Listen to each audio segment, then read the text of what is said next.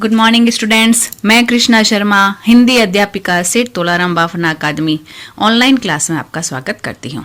तो आज हम पढ़ने जा रहे हैं आपकी पाठ्य पुस्तक स्पर्श के काव्य खंड का दूसरा अध्याय रहीम के दोहे। तो आइए जानते हैं सबसे पहले रहीमदास जी का जीवन परिचय, जो आपकी पाठ्य पुस्तक में इस प्रकार वर्णित है। रहीमदास जी का जन्म लाहौर, जो अब पाकिस्तान में मैं सन 1556 में हुआ। इनका पूरा नाम अब्दुल रहीम खान खाना था। रहीम अरबी, फारसी, संस्कृत और हिंदी के अच्छे जानकार थे। इनकी नीतिपरक उक्तियों पर संस्कृत कवियों की स्पष्ट छाप परिलक्षित होती है। रहीम मध्ययुगीन दरबारी संस्कृति के प्रतिनिधि कवि माने जाते हैं। अकबर के दरबार में हिंदी कवियों में इनका महत्वपूर्ण स्थान था। रहीमदास जी अकबर के नवरत्नों में से एक थे। रहीम के काव्य का मुख्य विषय श्रृंगार, नीति और भक्ति है। यानी इनके दोहों में क्या नजर आता है? श्रृंगार भाव, नीति और भक्ति भाव। यानी रहीमदास जी ने भी ईश्वर की सच्ची भक्ति करना सिखाया है। रहीम बहुत ही लोकप्रिय कवि थे। इनके दोहे सर्वसाधारण को आसानी से याद हो जाते हैं। इनके नीतिपरक दोहे ज्यादा प्रचलित हैं, जिनमें दैनिक जीवन के दृष्टांत देखकर कवि ने उन्हें सहज, सरल और बोधगम्य बना दिया है। मतलब हम इनके दोहों को अच्छे से समझ सकते हैं। रहीमदास जी को अवधी और ब्रज दोनों भाषाओं पर समान अधिकार था। इन्होंने अपने काव्य में प्रभावपूर्ण भाषा का प्रयोग किया है। रहीमदास जी की प्रमुख कृतियां यानी रचनाएं जो इस प्रकार है: रहीम सतसई, श्रृंगार सतसई, मदनाष्टक, रास पंचाध्यायी, रहीम रत्नावली, बरवे, भाषिक भेद वर्णन। ये सभी कृतियां रहीम ग्रंथावली में समाहित है, मतलब उसमें सम्मिलित की गई है। अब जानते हैं हमारे पाठ्य पुस्तक में वर्णित पाठ के बारे में। प्रस्तुत पाठ में रहीमदास जी के नीतिपरक दोहे लिए गए हैं। ये दोहे जहां एक और पाठक को औरों के साथ कैसा बर्ताव करना चाहिए इसकी शिक्षा देते हैं। यानी रहीमदास जी के सारे दोहे हमें यह बताते हैं कि हमें लोगों के साथ कैसा व्यवहार करना चाहिए। वहीं मानव मात्र को करणीय का मतलब है क्या करना चाहिए, और अकरणीय यानी हमें क्या नहीं करना चाहिए की नसीहत भी देते हैं। इन्हें एक बार पढ़ लेने के बाद भूल पाना संभव नहीं है, और उन स्थितियों का सामना होते ही इनका याद आना लाजिमी है। मतलब जब भी हमारे सामने कोई स्थिति उत्पन्न होती है तो हमें उससे रिलेटेड दोहा जो है याद आ जाता है रहीमदास जी का, जिनका चित्रण हमारी पाठ्य पुस्तक में भी मिलता है। तो आइए सबसे पहले पढ़ते हैं रहीमदास जी का पहला दोहा। रहीमन धागा प्रेम का मत तोड़ो चटकाए, टूटे से फिर ना मिले, मिले गांठ परी जाए।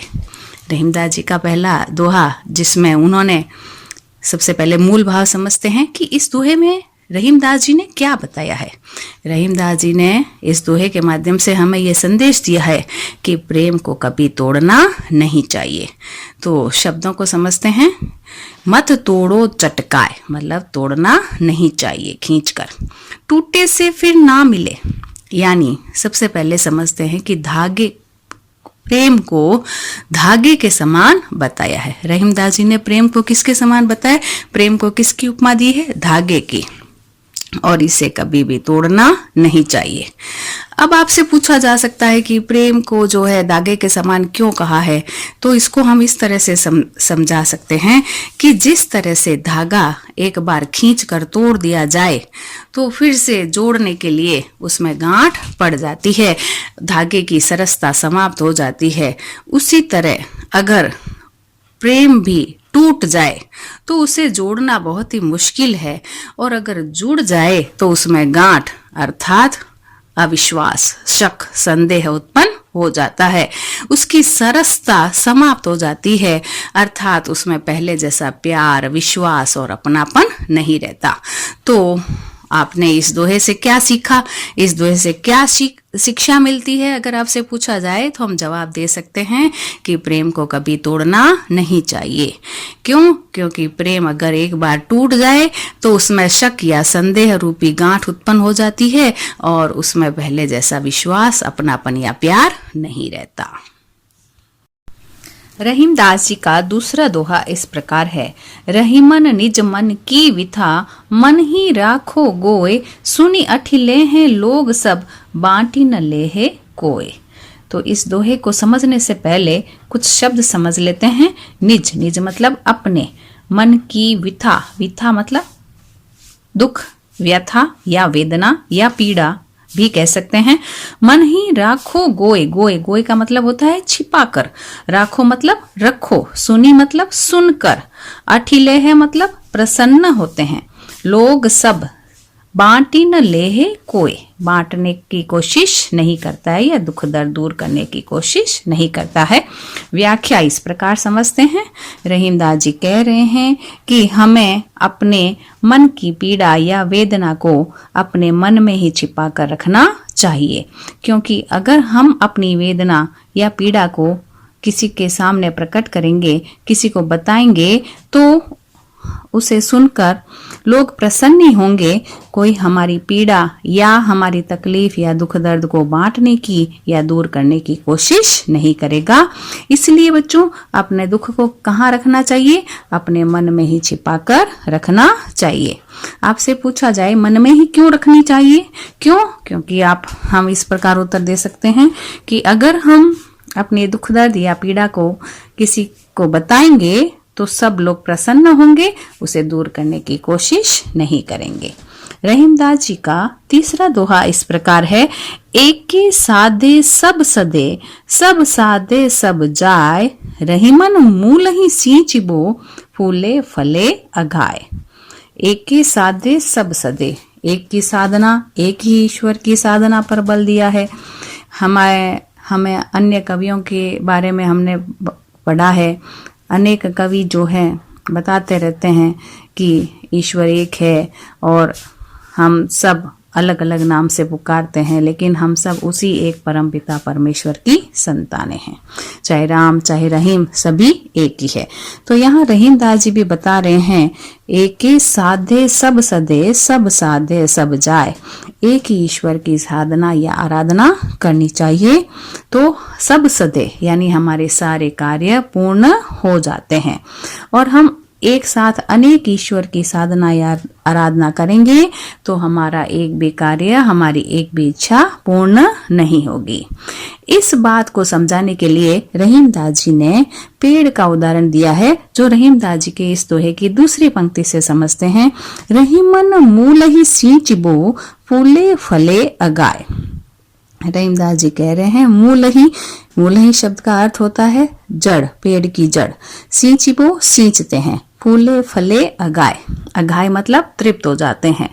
तो यहाँ पेड़ का उदाहरण देते हुए रहीमदास जी कहते हैं कि जिस प्रकार पेड़ की जड़ को सींचते हैं और पेड़ का हर एक अंग, फूल, पत्ते, डालियां, टहनियां सब तृप्त हो जाते हैं, यानी सब तक पानी अपने आप पहुंच जाता है। हर एक अंग को पानी अलग अलग नहीं दिया जाता। उसी तरह एक ही ईश्वर की साधना करने से हमारे सारी इच्छाएं, हमारे सारे कार्य सिद्ध हो जाते हैं। तो इस तरह से ये रहीमदास जी का तीसरा दोहा पूरा हुआ। अब रहीमदास जी का चौथा दोहा इस प्रकार है। चित्रकूट में रमी रहे, रहीमन अवध नरेश, जा पर विपदा पड़त है, सो आवत यह देश। इस दोहे में रहीमदास जी ने चित्रकूट प्रदेश की महिमा बताई है। यानी चित्रकूट एक बहुत ही शांतिदायक या सुकून देने वाला स्थल है। और इस दोहे में यहाँ चित्रकूट की महिमा को बताने के लिए भगवान श्री राम का उदाहरण दिया है। रहीमन अवध नरेश, अवध नरेश का मतलब होता है अयोध्या के राजा। राम का उदाहरण देते हुए कहा कि चित्रकूट एक ऐसा स्थल है, एक ऐसी जगह है जहाँ जाने से सबको शांति मिलती है। भगवान श्री राम का उदाहरण देते हुए रहीमदास जी कह रहे हैं कि जब राम पर विपदा पड़ी थी, जब उन्हें 14 वर्ष का वनवास मिला था, तब वे चित्रकूट में ठहरे थे और वहां उन्हें शांति मिलती है। तो इस प्रकार चित्रकूट प्रदेश की महिमा बताई है और आज भी इसकी प्रासंगिकता है और इसकी दूसरी पंक्ति में बताया है, जा पर विपदा पड़त है सो आवत यह देश। आज भी जिस पर भी विपदा पड़ती है तो वह इस जगह की ओर जाना चाहते हैं। तो इस तरह चित्रकूट की महिमा बताते हुए शांतिदायक स्थल माना है। अगले दोहे में दीर्घ दोहा अर्थ के आखर थोरे आही, ज्यों रहीम नट कुंडली सिमटी कूद चढ़ी जाई। तो बच्चों, इस दोहे में रहीमदास जी ने दोहा छंद की विशेषता बताई है। दोहे जो हम पढ़ रहे हैं ना, इसकी विशेषता बताइए कि यानी दोहे देखने में कैसे होते हैं, बड़े ही छोटे होते हैं। आखर, आखर मतलब होता है अक्षर, थोड़े, थोड़े मतलब बहुत ही थोड़े, आही मतलब इसमें, दीर्घ मतलब होता है बड़ा। यानी दोहे की विशेषता बताते हुए कह रहे हैं कि दोहे में अक्षर बहुत ही कम होते हैं, लेकिन ये कम शब्दों में बहुत बड़ा ज्ञान या बहुत बड़ी सीख दे देते हैं, कम शब्दों में बहुत बड़ी बात कह देते हैं। उसी तरह यहाँ इस जो है दोहे की विशेषता बताने के लिए उन्होंने नट का उदाहरण दिया है। नट कलाकार जो क्या करते हैं, अपनी कला दिखाते हैं। तो ज्यों रहीम नट कुंडली सिमटी कूद चढ़ी जाए। तो एक छोटा नट होता है जो अपने शरीर को सिकोड़ने में समर्थवान होता है, तो वह सिमट यानी अपने शरीर को समेट कर कुंडली, कुंडली मतलब लोहे का या स्टील का एक घेरा होता है कुंडली, उसमें से अपने शरीर को सिकोड़ कर उसमें से निकल जाता है। तो इस तरह से नट की विशेषता बताते हुए दोहे की विशेषता बताई है। अगला दोहा इस प्रकार है, धनी रहीम जल पंख को लघु जिय पियत अघाय, उदधि पड़ाई कौन है जगत पियासो जाए। तो सबसे पहले शब्दों के अर्थ जानते हैं। पंख, पंख का मतलब होता है कीचड़। लघु, लघु का मतलब होता है छोटे। जिय, जिय मतलब होता है जीव, जीव होते हैं ना छोटे छोटे जीव। पियत, पियत मतलब होता है पीते हैं। अघाय, अघाय मतलब होता है तृप्त। उदधि, उदधि का मतलब होता है समुद्र। और बड़ाई, बड़ाई का मतलब होता है प्रशंसा, तारीफ। जगत, जगत मतलब होता है संसार। पियासो, पियासो मतलब प्यासा, जाए, रह जाता है। तो व्याख्या इस प्रकार है, यहाँ रहीमदास जी ने कीचड़ और समुद्र की तुलना की है। तुलना कर उन्होंने कीचड़ को श्रेष्ठ बताया है और समुद्र को तुच्छ। तो पूछा जा सकता है कि कीचड़ को श्रेष्ठ और समुद्र को तुच्छ यानी बेकार क्यों बताया है। तो कीचड़ में जो है अनेक छोटे छोटे जीव जंतु कीचड़ के जल को पीते हैं और उसको पीकर तृप्त हो जाते हैं, उनकी प्यास बुझ जाती है। यानी कीचड़ अनेक छोटे छोटे जीवों को पोषित करता है। लेकिन इसके ठीक विपरीत समुद्र बहुत विशाल है, लेकिन उसका पानी नमकीन होता है, खारा होता है और वह किसी की प्यास बुझा नहीं सकता। उसके किनारे जो भी जाता है प्यासा ही रहता है, इसलिए इतना विशाल होने पर भी वह किसी काम का नहीं। तो मूल भाव हम इस तरह भी बता सकते हैं कि बड़ा वही है जो किसी के काम आए। तो कीचड़ श्रेष्ठ क्यों है और समुद्र बेकार क्यों है। तो कीचड़ श्रेष्ठ क्यों है, क्यों? क्योंकि यह अनेक छोटे छोटे जीव जंतुओं की प्यास बुझाता है, लेकिन समुद्र का पानी नमकीन होने के कारण किसी की प्यास नहीं बुझती, वह किसी के काम नहीं आता है। तो इस प्रकार यह दोहा पूरा हुआ। अब आगे बढ़ते हैं। नाद रीज तन देत मृग, नर धन हेत समेत, ते रहीम पशु से अधिक, रीझऊ कछु न देत। इस दोहे में नाद, नाद का मतलब होता है संगीत। रीजी, रीजी मतलब प्रसन्न होकर। तन, तन मतलब शरीर। देता है, देत, देत मतलब दे देता है। मृग, मृग मतलब होता है हिरण। नर, नर मतलब होता है मनुष्य। धन संपत्ति। हेत, हेत मतलब प्रेम। समेत मतलब सहित। रीजहु प्रसन्न होकर। कछु न देत मतलब कुछ नहीं देते हैं।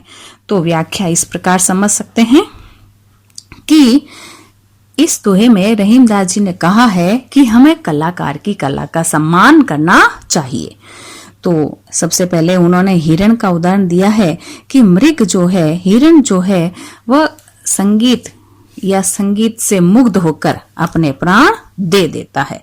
संगीत में इतनी अपनी सुध बुध खो बैठता है कि शायद वो शिकारी के द्वारा शिकार कर लिया जाता है। नर और कुछ मनुष्य किसी कलाकार की कला से प्रसन्न होकर प्रेम सहित धन आदि दे देते हैं।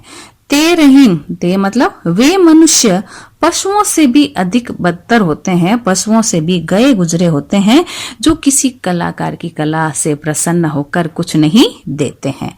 तो इस दोहे से हमने क्या सीखा है कि हमें कलाकार की कला का सम्मान करना चाहिए। बिगड़ी नेक्स्ट है, बिगड़ी बात बने नहीं, लाख करो किन कोय, रहीमन फाटे दूध को, मथे न माखन होए। बिगड़ी मतलब बिगड़ी हुई बात, बने मतलब संवरती नहीं है, बनती नहीं है, लाख करो किन कोय, लाख कोशिश करने पर भी या लाख उपाय करने पर भी। फाटे, फाटे मतलब फटा हुआ दूध, मथने से माखन, मक्खन, होए मतलब नहीं निकलता है। व्याख्या इस प्रकार है कि रहीमदास जी कह रहे हैं कि हमें अपने बात बिगड़ने नहीं देनी चाहिए, क्योंकि एक बार बात अगर बिगड़ जाए तो उसको संभालना बड़ा ही मुश्किल होता है। उदाहरण दिया है फटे दूध का। दूध अगर फट जाए तो फटा दूध अन्य पदार्थ बनाने के तो काम आ सकता है, लेकिन उसमें से मक्खन निकाला नहीं जा सकता। इसलिए बात को बिगड़ने नहीं देना चाहिए। हमें सोच समझकर बोलना चाहिए और सोच समझकर ये सबके साथ व्यवहार करना चाहिए। अगला दोहा है, रहीमन देखी बड़ेन को, लघु न दीजिए डारी, जहां काम आवे सुई, कहा करे तरवारी। बड़ेन यानी बड़ी चीजों को, लघु मैंने पहले बताया था छोटा, डारी, डारी मतलब होता है छोड़ना या त्यागना, जहां काम आवे मतलब आती है, तरवारी मतलब तलवार। व्याख्या इस प्रकार है, रहीमदास जी ने इस दोहे के माध्यम से हमें बताया है कि हमें बड़ी चीज को देखकर छोटी का त्याग नहीं करना चाहिए, क्योंकि सभी चीजों का अपना अपना महत्व होता है। उदाहरण दिया है तलवार और सुई का। तो रहीमन देखी बड़ेन को, बड़ी चीज को देखकर, लघु न दीजिए डारी, डारी मतलब छोड़ देना नहीं चाहिए, छोटी छोटी वस्तु या चीज को छोड़ देना नहीं चाहिए, क्योंकि जहां काम आवे सुई, जहां सुई की जरूरत होती है वहां तलवार काम नहीं आ सकती, और जहां तलवार की जरूरत होती है वहां सुई काम नहीं आ सकती। कपड़े सिलने के लिए सुई की ही जरूरत होती है और युद्ध लड़ने के लिए तलवार की जरूरत होती है। अगला दोहा इस प्रकार है, रहीमन निज संपत्ति बिना, कऊ न विपत्ति सहाय, बिन पानी जो जलज को, नहीं रवि सके बचाए। शब्दों का अर्थ समझते हैं बच्चों। निज, निज मतलब होता है अपनी, संपत्ति धन संपदा, विपत्ति, विपत्ति का मतलब होता है कष्ट या तकलीफ, सहाय मतलब होता है सहायक, जलज, जलज का मतलब होता है कमल, रवि का मतलब होता है सूर्य, बचाए मतलब बचा सकता है। व्याख्या इस प्रकार है, रहीमन निज संपत्ति बिना, रहीमदास जी कह रहे हैं कि विपत्ति के समय खुद की संपत्ति ही काम आती है। अगर खुद की संपत्ति नहीं है तो उस विपत्ति या तकलीफ से हमें कोई जो है बचा नहीं सकता। खुद की संपत्ति ही विपत्ति के समय काम आती है।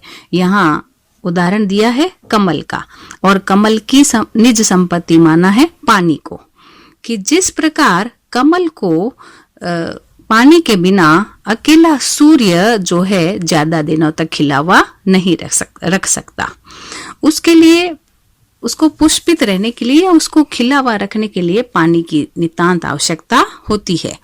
पानी के अभाव में कमल जो है वो ज्यादा दिनों तक सूर्य के प्रकाश से खिला हुआ नहीं रह सकता, जल्दी ही मुरझा जाता है। उसी प्रकार विपत्ति के समय निज संपत्ति ही काम आती है। आगे बढ़ते हैं। अंतिम दोहा है, रहीमन पानी राखिए, बिन पानी सब सून, पानी गए न उबरे, मोती मानुष चून। यहाँ रहीमदास जी ने पानी के 3 अर्थ बताए हैं, जल, चमक और इज्जत, और पानी को बनाए रखने के लिए कहा है। तो बिना पानी के जो है सभी बेकार है, इन तीनों चीजों का कोई मोल नहीं है। 3 चीजें बताइए यहाँ रहीमदास जी ने, मोती मानुष और चून। और इन तीनों के संदर्भ में पानी के अलग अलग अर्थ बताते हुए पानी को बनाए रखने के लिए कहा है। जैसे रहीमदास जी कह रहे हैं, पानी को हमेशा बनाए रखना चाहिए, बिन पानी के सब कुछ व्यर्थ है। जैसे मोती के साथ पानी का अर्थ आता है चमक, मनुष्य के साथ आता है इज्जत, और चून का मतलब होता है आटा, और आटे के साथ पानी का अर्थ आता है जल। तो इस प्रकार समझते हैं कि रहीमदास जी कह रहे हैं पानी को बनाए रखना चाहिए। पानी के बिना इन तीनों चीजों का कोई महत्व नहीं है। अगर मोती का पानी उतर गया, अर्थात मोती की चमक उतर गई, तो मोती का कोई मोल नहीं रहता। मनुष्य का पानी उतर गया, अर्थात मनुष्य की अगर इज्जत चली जाए तो मनुष्य पशु तुल्य हो जाता है। उसी तरह अगर चून यानी आटे का प्रयोग करना होता है तो जल की नितांत आवश्यकता होती है। इसलिए पानी को बनाए रखना चाहिए। पानी बड़ा अनमोल होता है। तो इस प्रकार रहीमदास जी के सभी दोहे आप लोगों ने अच्छे से समझ लिए होंगे। धन्यवाद।